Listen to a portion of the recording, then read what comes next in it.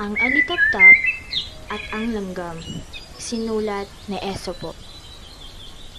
Sa gitna ng masiglang kagubatan, abalang-abala si Langgam sa kanyang gawain.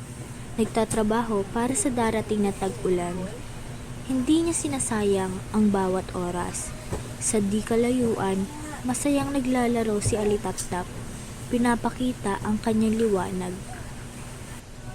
Langgam, tara naman, sama ka sa akin at mag-enjoy tayo. Lagi ka na lang nagtatrabaho. Alitaptap, kailangan nating mag-ipon. Darating ang tag-ulan at mahalaga na may pagkain tayo. Ngunit hindi nakinig si Alitaptap. Mas pinili niyang maglaro at magpakitang gilas sa kanyang liwanag. Samantalang patuloy na nag-iipon si Langgam. Dumaan ang mga linggo at sa wakas ay dumating ang tag-ulan.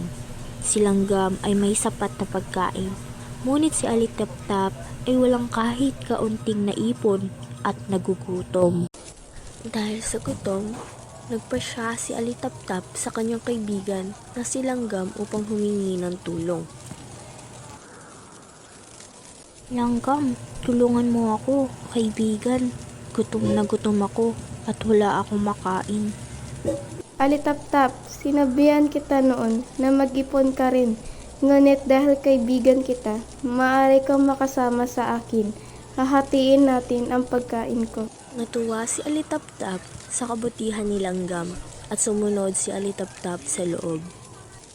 Maraming salamat, Langgam. Nangako ako na mula ngayon, magiging mas masipag ako at tutulong sa ating mga kaibigan.